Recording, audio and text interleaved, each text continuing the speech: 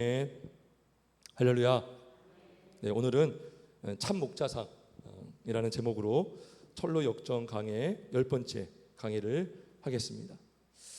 자, 오늘 우리가 지난주일에 이 해석자의 집으로 왔고요.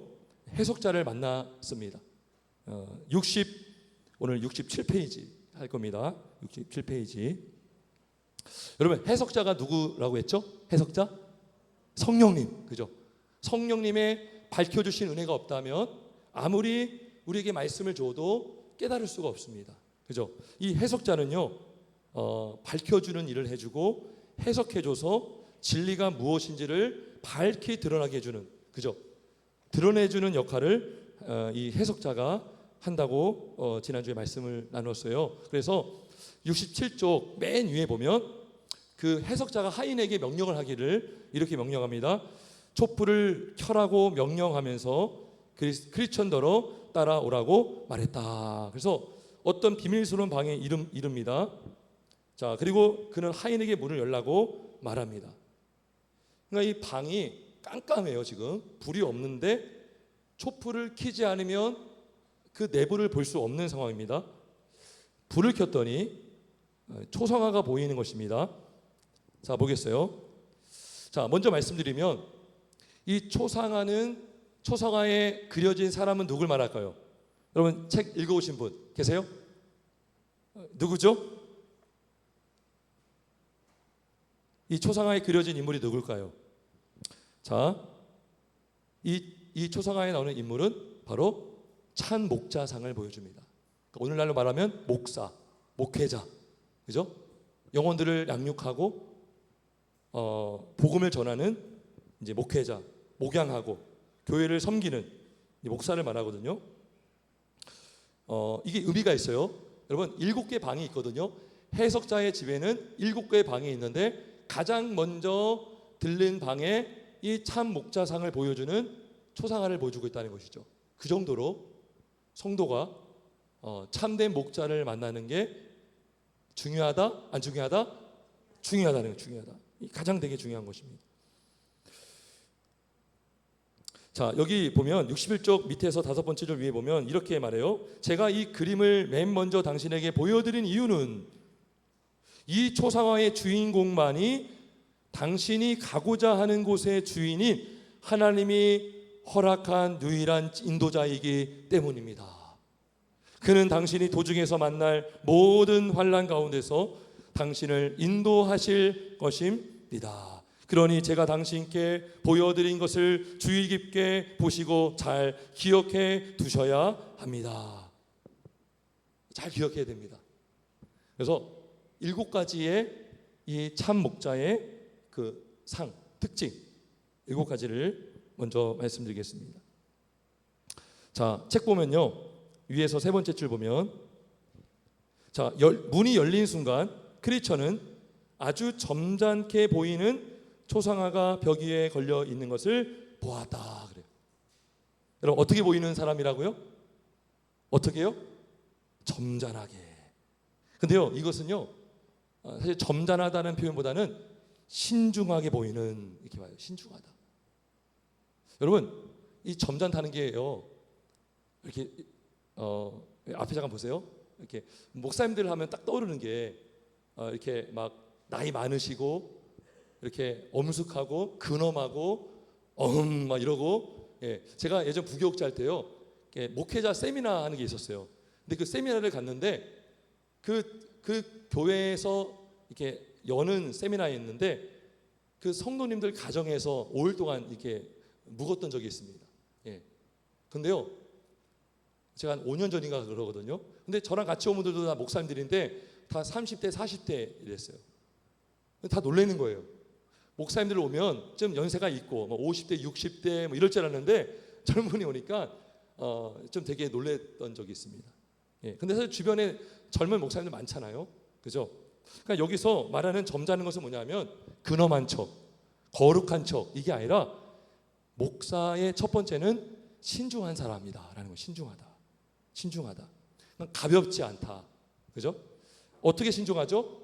말도 신중하게 하고 행동도 신중하게 하는 것이죠. 그죠? 복음을 전하고 영혼을 양육하고 영혼을 죽기로 인도하는 데에 좀 막 경박스럽고 가볍고 막 말도 막 농담을 막 하고, 물론 이게 친근하기 위해서 할 수 있겠죠. 근데요, 그 도가 지나치잖아요. 그러면 덕이 안 됩니다. 그렇지 않아요? 덕이 안 돼요. 시험 들어요.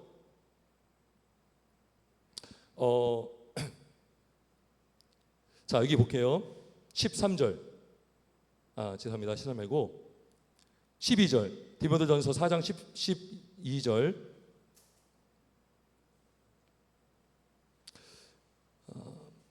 이렇게 기록하고 있죠. 누구든지 내 연소함을 없인 여기지 못하게 하고 오직 말과 행실과 사랑과 믿음과 정절에 있어서 믿는 자에게 본이 되어, 그러죠. 예. 디모데는요, 나이가 젊은 목사님이었어요. 그래서 바울이 이 디모데에게 권면하기를 내 연소함을 없인 여기지 못하게 하고 오직 말과 행실과 사랑과 믿음과 정절에 있어서 믿는 자에게 본이 되라. 말과 행실에 있어서 믿는 자에게 본이 되라라는 것이죠. 제가 예전에 어떤 교회에서 섬길 때 어떤 그 전사님이 계셨는데 청소년 사역을 했거든요. 저는 이제 어린이랑 뭐 청년부 했는데, 근데 막 말이 들리는 거예요. 그 선생님들한테. 그러니까 이 전사님이 이 청소년들과 친해지려고 막 영화를 보고 드라마를 막 본 것 같아요. 그 노력을 한 것 같아요. 왜냐, 아이들이 좋아하는 드라마를 봐서 소통하려고. 근데 그 드라마에서 나오는 대사를요, 그 굉장히 좀 이렇게 듣기 되게 좀 뭐랄까, 좀 말로 하기 좀 그런 것들을 막 쏟아본 거예요. 막 때로는 욕도 하고. 근데요, 막 시험이 드는 거예요. 막 아이들도 시험이 들고 또 선인들도 시험이 들고. 그죠? 무슨 말씀인지 아시겠어요? 그러니까 성도들과 허물 없이 친하게 지내는 거 중요한데 또 지킬 때는 지켜야 된다는 것이죠. 이 신중함이 필요합니다, 여러분. 그죠? 그래서 믿음이 약한 자는요, 이 말을 함부로 하면 그 말 때문에 상처를 받기도 하고요. 또 설교도 마찬가지죠, 여러분. 막 이렇게 사람들 웃기려고 막 농담하고, 근데 때로는요, 영 아닐 때가 있죠. 저건 아닌데. 성도가 들어도 이거는 아닌데. 목사님은 웃기려고 세워준 게 아닌데. 그죠? 그래서 이 말과 행실과 어떤 믿는 자의 본이 돼야 되는데, 그게 뭐예요? 이게 신중한 자라는 거. 신중하다. 신중해야 된다. 이게 여기서 말하는 점잖게 보이는 초상화. 예, 신중함이 필요합니다, 목사에게. 자, 두 번째는 뭐냐면, 두 번째 참 목자상은 하늘의 소망을 두는 자가 되어야 됩니다. 하늘의 소망을. 여러분, 제가 사실 이번에 요 참 목자상을 보는데요, 굉장히 제가 막 찔리기도 하고 굉장히 도전이 되고요. 내가 이 참 목자상을 붙들고 내가 목회해야겠다, 이런 마음이 들었어요. 여러분들 잘 들어보세요. 그리고 여러분들 이걸 왜 알아야 되냐면, 여러분이 알아야 목사를 위해서 기도해 줄 수가 있습니다. 여러분, 목사를 위해서 기도하는 게 중요하잖아요. 어떻게 기도해야 되는가?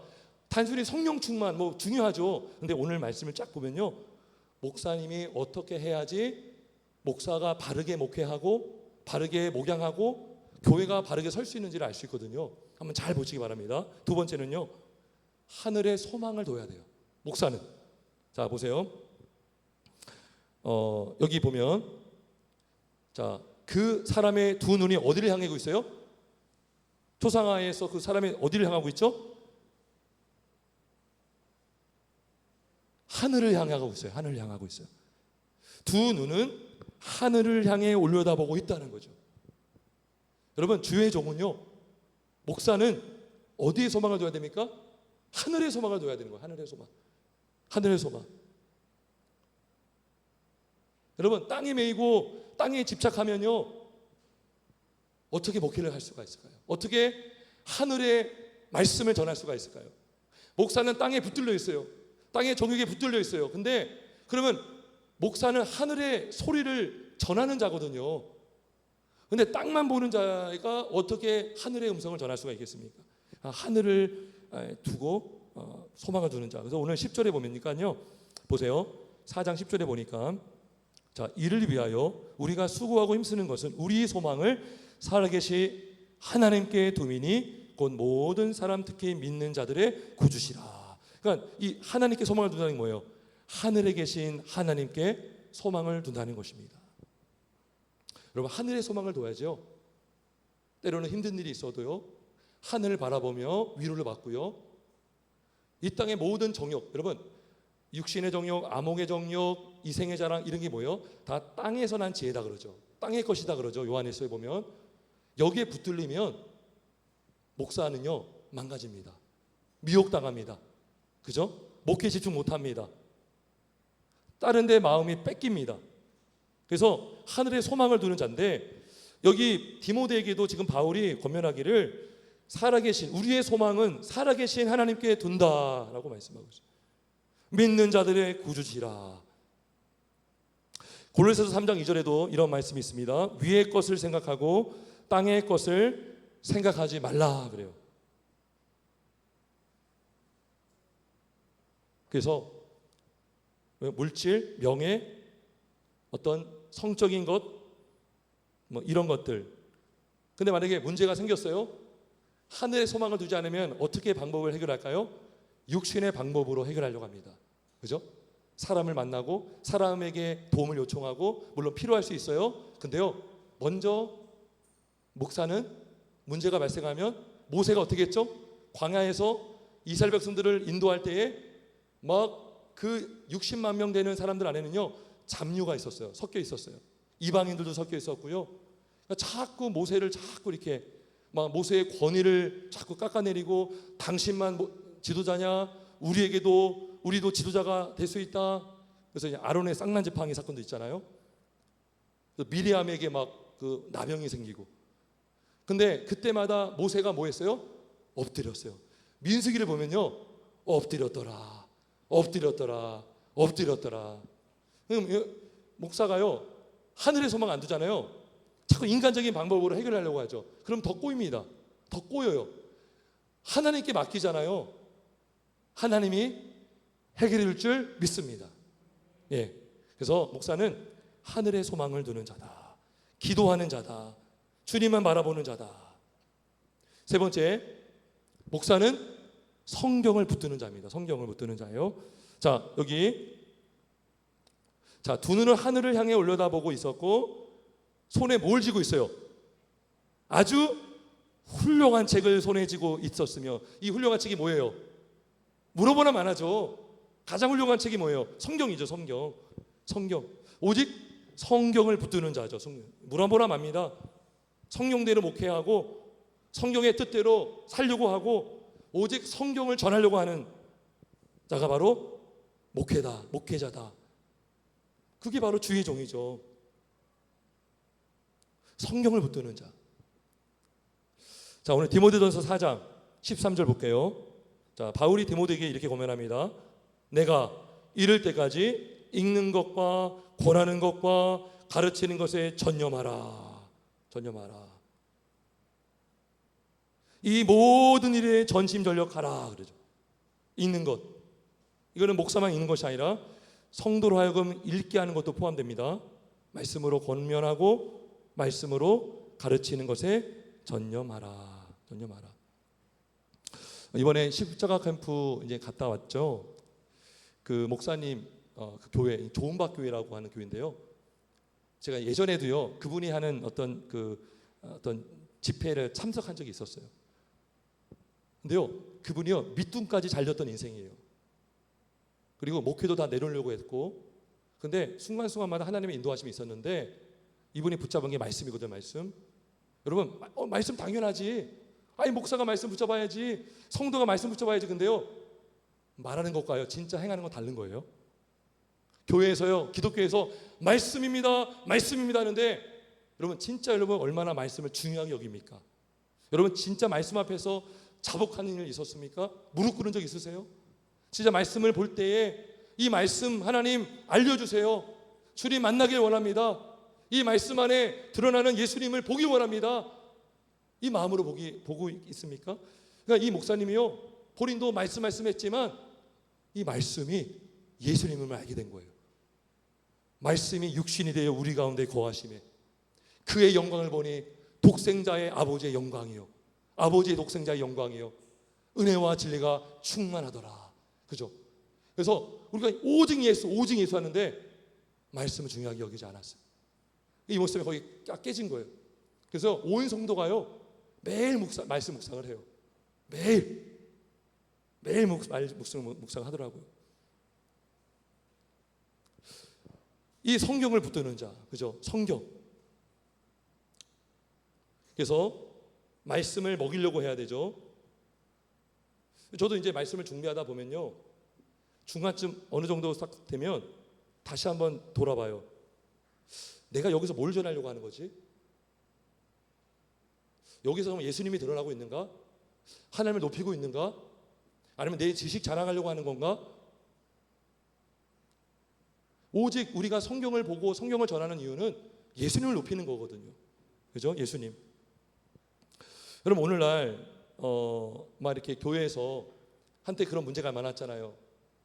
교회가 말씀 전하지 않고 막 심리학을 가르치고 인문학을 가르치고 잘 되는 법을 가르치고 처세술을 가르쳐주고. 근데 그러한 강의는요, 유튜브 찾아보세요. 엄청 많습니다. 돈 잘 버는 법, 평안을 찾는 법, 낙심하지 않는 법. 그게 다 뭐예요? 고린도서 2장 8절에 이런 말씀이 있습니다. 누가 철학과 헛된 속임수로 너희를 사로잡을까 주의하라. 이것은 사람의 전통과 세상의 초등학문을 따름이요 그리스도를 따름이 아니니라. 헛된 속임수, 그죠? 막 성공하는 법. 성경만이 오직 답입니다. 답. 성경을 전해야 되고 성경을 읽어야 되고 성경을 묵상해야 돼요. 제가 그래서 이번에 캠프를 갔다 와서 좀 저도 이제 좀 도전받은 게, 우리 백채희 성경 읽잖아요. 근데 예전에는 좀 이렇게 그날 딱 채우는 게 좀 목적이었어요. 솔직히 말하면 저도. 근데요, 지금 시간이 걸려도요, 진짜 한번 아주 찬찬히 봅니다. 네. 1시간이 걸리던 그냥 보는 거예요. 그게 의미가 있는 것이죠. 그래서 그 목사님이 그러는 거예요. 통독 있잖아요. 통독. 그분이 말하는 통독은 그거예요. 통독 수련회 가면요, 어떻게 하냐면 막 2배속, 3배속, 4배속 틀어놓고 들어요. 뭐 그러나 성령이 말씀하기 막 이렇게 나오거든요. 그거 여러분 압니까? 이해가 돼요? 그러면 내 만족이죠. 나 일독했다. 일주일 만에 일독했다. 3일 만에 일독했다. 근데 주님 몰라요. 주님을 아는 지식이 없어요. 이 묵상이 중요합니다. 성경을 보더라도 천천히 묵상하면서 읽는 것. 이 말씀을 붙드는 자. 자, 네 번째. 목사는 진리를 올바르게 전하는 자입니다. 자, 볼게요. 자, 아주 훌륭한 책을 손에 쥐고 있었으며 입술 위에는 뭐가 있습니까? 진리의 법칙들이 쓰여져 있다라고 하죠. 진리의 법칙. 그러니까 성경을 읽는 것 중요하고 연구하는 것 중요한데 바르게 전하는 게 중요하죠. 바르게, 선명하게. 그리고 이거를 성도들이 왜 들어야 되는가? 여러분들, 예수님 살아계십니다. 다는 말이잖아요. 그죠? 예수님 하나님이십니다. 예수님 잘 믿어야 됩니다. 성경 읽어야 됩니다. 다 아는 건데. 그래서요? 그러면 그렇잖아요. 근데 저는 이제 말씀을 준비하면서 왜 우리가 성경을 자꾸 안 보게 되는가? 그 문제를 저는 제기하는 거예요. 왜 성경 읽는 게 왜 중요한가? 안 먹으면 어떻게 되는가? 얼마나 예수님이 엄청난 분이신가를 저는 자꾸 보여주는 거예요. 그 역할이 목사의 역할이에요. 하나님의 영광이 얼마나 큰지, 십자가 영광이 얼마나 큰지, 말씀이 얼마나 단지를 보여주는 거죠. 그래서 진리를 올바르게 전하는 자가 바로 목사입니다. 그래서 여러분, 목사는요, 성도들이 듣기 좋은 말을 전하는 자가 아니라 성도들이 들어야 하는 말씀을 전하는 자가 목사입니다. 믿으십니까? 예. 여러분, 오늘날 죄의 설교가 사라지고 있어요. 죄. 왜요? 죄 전하면 성도 떠나잖아요. 지옥 가 그러면 막 기분 나빠서 떠날 수 있잖아요. 그러니까요, 저희 얘기 안 해요. 아이고, 위로해주고 위로가 필요하긴 해요. 내 백성을 위로하라 그랬어요. 근데 우리의 마음이 얼마나 죄가 가득한지를 알려주고 복음으로 위로해줘야죠. 죄를 전하지 않고요, 위로만 말하면 나 잘 살고 있는데 그래 알았어. 십자가의 은혜가 얼마나 중요한지를 알지 못하는 것이죠. 제가 이런 얘기 들었어요. 어떤 목사님이요, 부교육자 때 교회에서 지옥 설교했대요. 근데 목사님 불렀대요. 누구노 목사, 지옥 설교 자꾸 하지 마. 우리 교회 성도들 다 예수 믿는 사람들이야, 구원받은 사람들이야. 그렇게 말한 의도를 아시겠어요? 자꾸 죄 지적하지 말라는 거예요. 저는 깜짝 놀랐어요. 그런 분들이 있어요. 이본주의. 들어야 할 말씀을 전하는 것이 아니라 듣고 싶은 말씀만 편식하게 만드는 거죠. 여기 초상화의 그 인물의 입술에 진리의 법칙들이 쓰여져 있다는 것은 뭡니까? 바르게 선명하게 복음을 전하라 하는 것입니다. 자, 다섯 번째, 참 목자는 세속주의를 경계하는 자입니다. 자, 이 그의 등 뒤에는 뭐가 펼쳐져 있었습니까?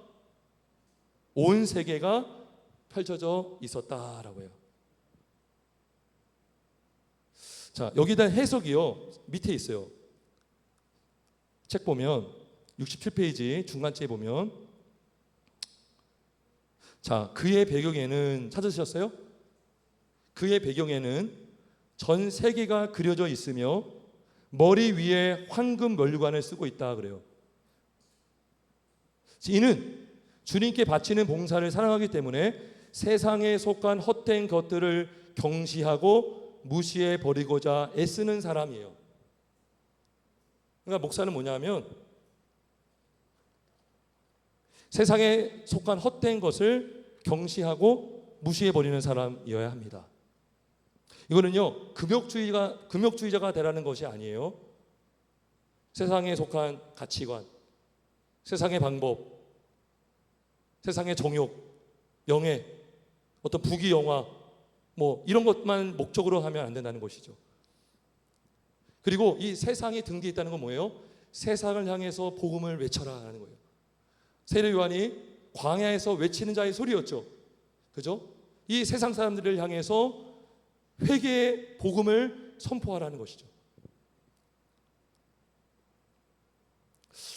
여러분, 우리 디모데전서 4장 7절 볼까요? 4장 7절에 보면 이렇게 말씀해요. 망령되고 허탄한 신화를 버리고 경건에 이르도록 내 자신을 연단하라. 망령되고 허탄한 신화를 버려라. 여러분, 목사도요, 허탄한 신화를 가질 수 있어요. 성공신화. 어떤 목사님 막 몇 년 만에 몇천 명이 부흥하고 건축을 하고 거기 뭔가 있나? 찾아가 봐야지. 세미나를 하는데 가봐야겠다. 그게 뭐예요? 성공신화에 빠진 거예요. 헛된 신화, 헛떠난 신화. 오직 교회가 세워지는 방법은 말씀 외에는 없잖아요. 회심하는 것 외에는 없잖아요. 그죠? 그 영혼의 말씀 안에서 자라나는 것밖에 없잖아요. 근데요, 막 세상의 방식, 경영 방식, 어떤 세상에서 말하는 어떤 방법, 시스템을 다 도입해서 하려고 할 때에 그게 뭐예요? 거기에 빠지는 거예요. 허탄한 신화가 되는 거죠. 그래서 그 등 뒤에는 뭐가 있습니까? 세계가 펼쳐져 있는 것은 세상의 헛된 것으로부터 등지고 세상을 향해서 복음의 말씀을 전포하는 데 힘쓰는 자가 되어야 된다 하는 것입니다. 자, 여섯 번째는 참된 목자는 마지막 날에 면류관을 얻게 될 줄 믿습니다. 영광의 면류관. 자, 여기 보니까요, 그의 머리 위에는 황금 면류관이 쓰여져 있었다 그래요. 디모데후서 4장 7절 8절에 이런 말씀이 있습니다. 나는 선한 싸움을 싸우고 나의 달려갈 길을 마치고 믿음을 지켰으니 이제 후로는 나를 위하여 의의 면류관이 예비되었으므로 그래요. 계시록 14장 13절에 보면 지금 이후로 주 안에서 죽는 자들은 복이 있도다 하시매 성령이 이르시되 그러하다 그들이 수고를 그치고 쉬리니 이는 그들의 행한 일이 따름이라 하시더라. 그들의 행한 일이 뭐예요? 그들의 행한 일을 통해서 상급을 받는다는 것이죠. 여러분, 상급이 있습니다. 상급이 있어요. 이 땅에서 선한 싸움을 하고 수고를 행하고 이 땅에서 모든 연수를 다하고 떠나는 경우도 있을 것이고, 주님이 오셔서 마지막 때가 됐을 때에 우리 주님은 말씀할 거예요. 착하고 충성된 종아 잘하였도다. 면류관을 씌워주는 거예요. 그래서 참된 목자는 영광의 면류관과 상급을 받게 될 것입니다. 마지막 7번째, 참 목자는 어떤 자냐? 해산의 고통을 알고 자녀를 낳고 해산의 고통을 알며 낳은 자녀를 기를 수 있는 사람입니다. 자, 여기 책이 보면 해석자가 이렇게 말합니다. 초상화의 주인공은 천에 하나 있을까 말까 한 귀한 분의 초상화인데, 이분은 자녀를 낳을 수 있고 해산의 고통을 알고 있으며 낳은 자녀를 스스로 기를 수 있는 분입니다. 그러니까 복음을 전해서 영혼을 회심시키고 회심하는 과정 가운데 그 해산의 고통이 있잖아요. 해산의 고통을 알고 있으며 그 고통을 경험했으며 낳은 자녀를 스스로 기를 수 있는 자가 바로 목사라는 거, 목사. 저는 이걸 보면서요, 회개가 먼저 나오더라고요. 회개가 먼저 나왔어요. 회개가 나왔고요, 기도가 나와요. 제가 이걸 보고 나서 정말 이거 기도합니다. 하나님, 영혼을 살리는 목사가 되게 하시고 사람을 낚는 어부가 되게 하시고 영적인 자녀를 출산하는 목사가 되게 하여 주옵소서. 이 과정이 쉽지 않잖아요. 해산의 고통. 이 여성분들은 아기를 낳아 보셨으니까 알겠죠. 해산의 고통이 얼마나 큰지. 영적인 자녀를 잉태하는 것도 힘들고 해산하기까지도 너무나 힘들죠. 그죠? 이 태중에 몇 개월간 있잖아요. 그러니까 교회 나왔다고 해서 다가 아니라요, 계속 살피고 또 관심 가져주고 말씀을 양육하고. 그래서 우리 이제 다다음 주부터 이제 그 신앙교육 양육하는 이유가 그겁니다. 그죠? 말씀으로 잘 양육하기 위해서.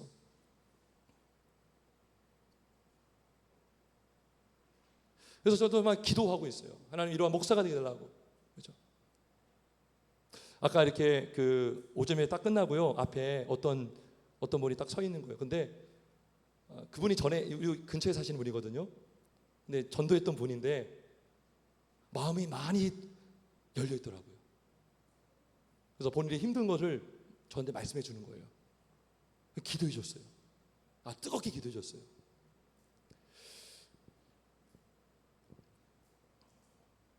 말씀을 정리하겠습니다. 오늘 이 참 목자상은요, 성도는 참 목사를 만나는 게 중요하다는 거예요. 저도 여기엔 자유로울 수 없어요. 그래서 제가 여러분의 권면해 하는 건 뭐냐면, 정말 목사를 위해서 기도해 주시기 바랍니다. 그 목사는 이런 목사가 되게 해달라고 기도하고 노력을 해야겠죠. 여러분, 어떤 사람은요, 어떤 나라에 이민 갈 수도 있고요, 먼 지역으로 이사 갈 수 있어요. 그러면 불가피하게 교회를 옮겨야 될 때가 있어요. 어떤 문제가 아니라 어떤 출장을 가거나 먼 지방으로 이사 가면 교회를 정해야 되잖아요. 어떻게 정하시겠어요? 목사가 중요하거든요. 그러니까 요한일서 4장 1절에 이런 말씀이 있습니다. 사랑하는 자들아, 영을 다 믿지 말고 오직 영들이 하나님께 속하였나 분별하라. 많은 거짓 선지자가 세상에 나왔습니다. 그죠? 그래서 이 목사가 이러한 목자상을 갖고 있는지, 그죠? 그리고 도움을 구하는 거죠. 그죠? 목사에게도 이렇게 어떤 지역에 이사 간다 그러면 물어보는 거죠. 그럼 그 지역의 목사님을 알잖아요. 또 저도 누구한테 물어볼 수 있잖아요. 그래서 건강한 목사 밑에 건강한 성도가 있습니다. 그죠? 목사가 건강해야 교회가 건강해질 수 있는 거예요. 이거는 제가 교만을 말하는 것이 아니라 그 정도로 목사 역할이 너무나 중요하다는 것이죠. 그죠? 기도가 너무나 중요합니다. 목회자를 위해 기도하는 것. 여러분, 요즘에요, 신학교의 신학생들이요, 줄어들고 있어요. 좀 이렇게 큰 교단의 신학교는요, 그래도 좀 이렇게 오는데, 이미 지방 신학교는요, 이미 막 문 닫는 경우도 있고요, 정원이 채워지지 않아서. 이런 날 영국 같은 데는요, 우리나라에서 목사님들이 많이 글로 갑니다. 여러분, 우리나라에 제조업에 이렇게 일할 사람들이 없어서 외국 노동자들 많이 이렇게 데려오잖아요. 똑같아요. 영국은요, 신학교가 있지만 그 나라 사람들이 신학교를 안 갑니다. 외국 학생들이 가서 목사가 되잖아요. 그 사람을 목사로 세우고, 지금도요, 한국에 요청해요. 지금도 이런 그런 청빈 공고 게시판 같은 데가 있거든요. 외국에서요. 근데 현지 교회가 또 이렇게 요청을 해요. 그 나라에 자국민 목회자가 없는 거예요. 여러분, 우리나라도요, 주일학교가 죽고 이제 목회자들이 줄어들잖아요. 외국에서 많이 내려오려고 할 겁니다. 이게 현실이에요. 그러니까 이런 목사님들이 세워질 수 있도록, 그러려면 믿음 있는 아이들이 세워져야 되고, 믿음 있는 자녀가 돼야 되고, 믿음 있는 청년이 돼야 되고, 믿음의 우리 젊은 세대가 돼야 되고. 저는 이번에 캠프 가서요, 은혜가 되었어요. 애들이요, 은혜 받으려고 그냥 일찍 오는 거예요. 시키지도 않는데 나 은혜 받으려야 돼, 막 찬양해야 돼, 막 그렇게 보이는 거예요, 얼굴이. 제가 다 보면서, 야, 이들 중에 목사님들 나오겠구나, 장로님 나오겠구나, 집사의 권사님 나오겠구나, 성사가 나오겠구나, 막 기도가 나오는 거예요. 그러한 또 우리 교회가 되길 주의 이름으로 축원합니다. 그러한 우리 한국교회가 되길 주의 이름으로 축원합니다. 이러한 목사가 되도록 기도해 주시기 바랍니다. 그리고 이러한 목회자들이 세워지게 해달라고 기도하시는 저와 여러분 되길 주님의 이름으로 축원합니다. 우리 한번 기도할까요?